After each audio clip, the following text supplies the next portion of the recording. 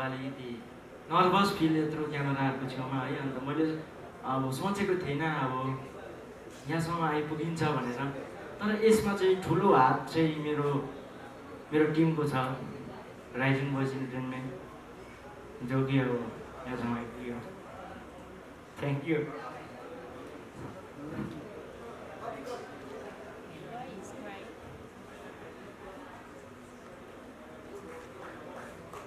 हँसाउने मान्छे पनि हुन्छ कोही बेला। थ्याङ्क यू यार, थ्याङ्क यू।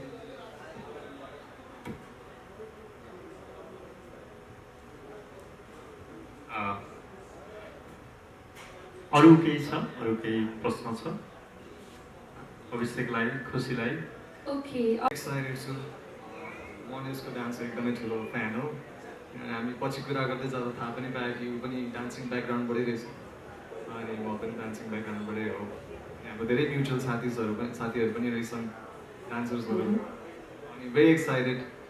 हाम्रो जोडी रमाइलो हुन्छ जस्तो लाग्यो, केही नयाँ सुरुवात हुन्छ जस्तो लाग्यो, केही नयाँ कुरा देख्न पाइन्छ जस्तो लागिरहेछ। ओके, मेरो प्रश्न चाहिँ सुब्रत आचार्यजीलाई है त।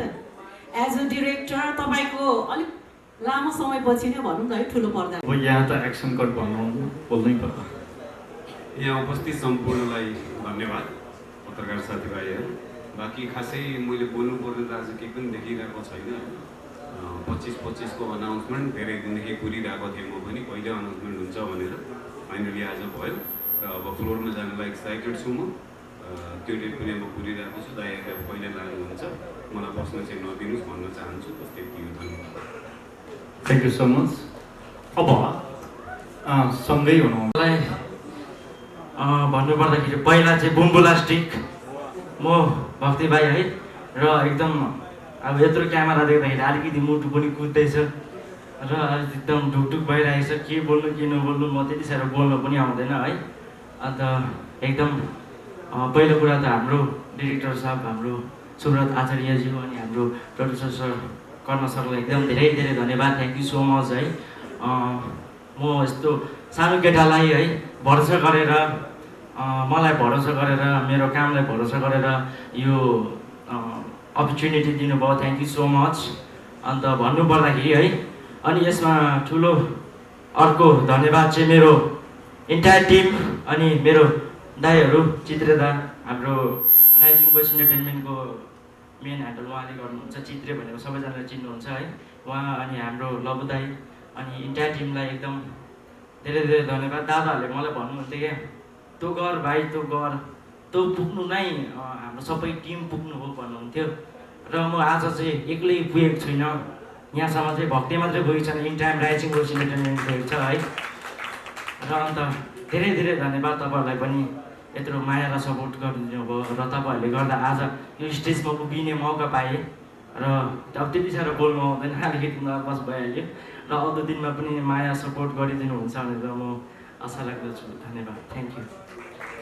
अब 25-25बाट अझ खुसीलाई पनि ल्याउनु भएको छ है, थाइल्यान्डसम्म पुग्नु भएको छ तपाईँको त्यो ट्र्याक रेकर्ड। अब अरूलाई पनि त्यसै गरी जसले नेपाली कलालाई आफ्नो भूमि अथवा सीमाले पार भए पनि कला र भाषाले एउटै ठानेर जसले नेपाली कलालाई प्रमोट गरिरहनु भएको छ, उहाँलाई तपाईँले बिग्राइरहनु भएको छ नेपाली फिल्म इन्डस्ट्रीमा, त्यसको लागि पनि तपाईँलाई धेरै धन्यवाद।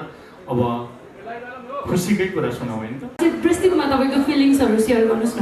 एकछिन लाइट आएपछि कसले उत्तर दिने? दुवैजनाले एकैपटक पालै पालो। Ladies first. मैले उहाँको दुइटै फिल्म हेरेको छु, बेहुली फ्रम बेङ्गोली र कुमारी। कुमारी चाहिँ मैले हलमै गएर हेरेको थिएँ, एकदम राम्रो लागेको थियो अभिषेकको एक्टिङ, अनि उहाँको डान्सको त बिग फ्यान नै हो म। एक्साइटेड छु। म यसको डान्स एकदमै ठुलो फ्यान हो। हामी पछि कुरा गर्दै जाँदा थाहा पनि पायो कि ऊ पनि डान्सिङ ब्याकग्राउन्डबाटै रहेछ अनि म पनि डान्सिङ ब्याकग्राउन्डबाटै हो। यहाँको धेरै म्युचुअल साथीहरू पनि रहेछन् डान्सर्सहरू। अनि भेरी एक्साइटेड। हाम्रो जोडी रमाइलो हुन्छ जस्तो लाग्यो, केही नयाँ सुरुवात हुन्छ जस्तो लाग्यो, केही नयाँ कुरा देख्न पाइन्छ जस्तो लागिरहेछ। ओके, मेरो प्रश्न चाहिँ सुब्रत आचार्यजीलाई है त। एज अ डिरेक्टर तपाईँको अलिक लामो समयपछि नै भनौँ न है ठुलो पर्दा मलाई वास्तवमा यसको लागि एउटा 22 वर्षभन्दा मुनिका कलाकारहरू चाहिएको थियो क्यारेक्टर वाइज। अनि खोजि नै रहेको थिएँ, कुराहरू धेरैजनासँग भयो, धेरैसँग भइसकेपछि मैले वास्तवमा खुसीमा मेरो त्यो फिमेल क्यारेक्टर जुन लिड क्यारेक्टर र मैले अभिषेकमा त्यो मेल क्यारेक्टर देखेँ होइन। अब सुरुमा त हामीले अर्को एन्टागोनिस्ट भनौँ न अहिलेलाई, अनि एन्टागोनिस्ट क्यारेक्टरमा प्रमोद जसरी देखिरहेको थिएँ उनीहरूलाई पनि त्यो प्रकारले देखेँ। यता भक्ते भाइमा मैले एउटा अर्को क्यारेक्टर भक्ते भाइलाई एज अ तपाईँहरूले सिनेमामा कमेडियनको रूपमा त देख्न पाउनुहुन्न, यति कुरा चाहिँ मैले किन पर्फर्मर देख्नु पर्फर्मेन्सको रूपमा देख्नुहुन्छ, राम्रो पर्फर्मेन्स गर्नुहुन्छ। जुन उहाँले रिल्सहरूमा जुन राइजिङ बोइजबाट दार्जिलिङबाट जुन किसिमको एउटा विश्वभरि नाम कमाउनु भएको छ उहाँहरूले, त्यो त छँदैछ। अनि त्यो बाहेक पनि भक्ते भाइको अरू पार्ट हो कि उहाँभित्र भएको कला लुकेको रहेछ, त्यो लुकेको अरू पार्ट पनि हामी उजागर गर्छौँ। अब अभिषेकको कुमारी पनि हेरेकै हो, अभिषेकले गर्नुभएको धेरै कामहरू हेरेको हो मैले।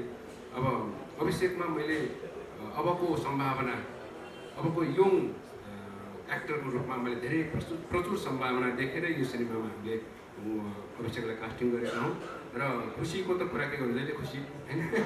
अनि खुसी यस्तो पनि भयो, खुसीलाई चाहिँ त्यो क्यारेक्टर हामीलाई के हुन्छ भने केमिस्ट्री भन्छौँ हामी जहिले पनि, अन स्क्रिन केमिस्ट्रीको लागि खुसी र हेर्नुहोस् न, खुसी र अभिषेकको यो पेयर राम्रो सोच जस्तो लाग्छ मलाई अन स्क्रिन केमिस्ट्रीमा। अब खुसी पनि राम्रो पर्फर्मर हो, राम्रो एक्टर हो, राम्रो काम गरिरहेको छ, डान्स त्यस्तै राम्रो छ, उसको भविष्य धेरै उज्जवल छ नेपाली फिल्म इन्डस्ट्रीमा। यस प्रकारले अहिले मैले यसो हेर्दाखेरि विचार गर्दाखेरि भाइको प्रश्नपछि मैले यसो हेरेँ, हाम्रो सिनेमा त इन्टरनेसनल सिनेमा बन्ला जस्तो पो लागिरहेको छ। एकातिर थाइल्यान्डबाट खुसी छ होइन, उता दार्जिलिङतिरबाट हाम्रो भक्ते भाइ छ, अनि यता प्रमोद छ, हाम्रो एउटा किसिमको अब भाइ छ। हामी सबै एउटा यो सिनेमाको एउटा टिम चाहिँ सबैतिरबाट छौँ भनेपछि सर्वत्र यो सिनेमाको चर्चा हुन्छ जस्तो मलाई लागिरहेछ। खास त्यो कारण लिएको होइन, अहिले तपाईँले भनेपछि याद गरेँ कि। थ्याङ्क यू यहाँलाई। एकदम राम्रो म्युजिक भिडियो बनाउनुहुन्छ। धेरै वर्ष भयो होइन, धेरै वर्ष भयो भएको चाहिँ होइन। एज अ डिरेक्टर चाहिँ तपाईँको अलिकति ग्यापिङ भयो, मैले ग्याप गरेँ। म्युजिक भिडियोहरू चाहिँ आइरहेछ तपाईँको होइन, तर अब मुभीमा चाहिँ अलिकति ग्यापिङ चाहिँ भएकै हो एज अ डिरेक्टर। अनि तपाईँको अब अडियन्सहरूले, तपाईँको प्रशंसकहरूले सुब्रतको अब यो डिरेक्सनमा चाहिँ नयाँ कुरा के हुन्छ त तपाईँको? अब यो अहिलेको वास्तवमा सिनेमाको यो जनराको सिनेमाले चाहिँ दर्शक पाउँछ अथवा यो जनराको सिनेमा चल्छ भन्ने ठ्याक्कै भन्न सक्ने अवस्था नेपाली सिनेमाको अवस्था विश्व सिनेमामै त्यस्तै देखिरहेको छ।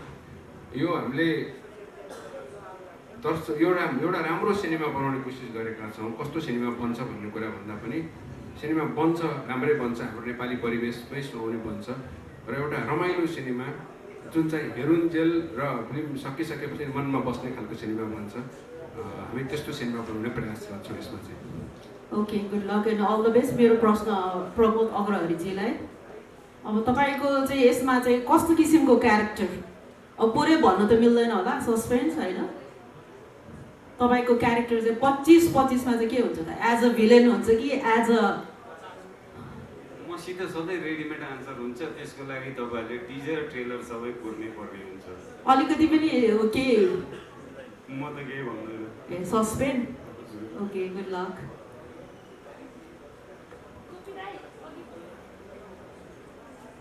जस्तो हाम्रो निर्माता कर्णजी है, तपाईँ चाहिँ झट्ट हेर्दाखेरि चाहिँ हाम्रो अभिनेता उत्तम प्रधान जस्तो देखिनुहुन्छ क्या। साथीभाइले नोटिस गर्नु भएको छ कि छैन होइन?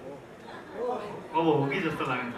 अलि उज्यालो आएर उज्यालोमा आउनुहुन्छ हो नि, ठ्याक्कै अझै अब हेरौँ त। हामी दाजुभाइ चाहिँ होइन सर। जस्तो अधिकांश निर्माताहरू कतै न कतै फिल्ममा देखेका हुन्छन् कि तपाईँ चाहिँ फिल्ममा देखिँदै हुनुहुन्छ कि देखिँदै हुनुहुन्न? एज अ एक्टरको रूपमा सोध्नु भयो? हजुर। छैन सर, छैन। म एज अ एक्टरको रूपमा यो फिल्ममा चाहिँ देखिन्न। प्रायः प्रोड्युसरहरूले फर्स्ट फिल्म सहकार्य गरेर आउँदाखेरि सफल भयो भने त्यही टिमसँग दोहोऱ्याउने चलन छ क्या। तर तपाईँहरू चाहिँ फुटेर भनौँ न बाँडिएर मेरो यता तपाईँ यतातिर आउनुभयो, अर्को टिमले फिल्म रिलिजै गर्दैछ होइन, किन चाहिँ होस्टेलको टिमसँग तपाईँहरूले सहकार्य गर्नु भएन? मेरो चाहिँ एउटा बानी चाहिँ अलिकति एउटा खराब छ सर। म एकै ठाउँ चाहिँ कहिले पनि बस्न सक्दिनँ होइन। मेरो ब्याङ्किङ करियरमा 20 वर्ष भयो। मेरो यो चाहिँ 6औँ ब्याङ्क हो। 5वटा ब्याङ्क छोडेर आएको भनेपछि एउटै टिमसँग अब सधैँभरि काम गर्न पाउँदा चाहिँ राम्रो हो सर। तर फरक फरक मान्छेहरूसँग भेटघाट हुँदै जाँदाखेरि फरक कुराहरू केही आयो भनेदेखि त्यसमा चाहिँ अलिकति म रुचि राख्ने भएको कारणले गर्दाखेरि यतातिर चाहिँ अब आफ्नै प्रोडक्सन हाउसबाट चाहिँ गरौँ भनेर सर।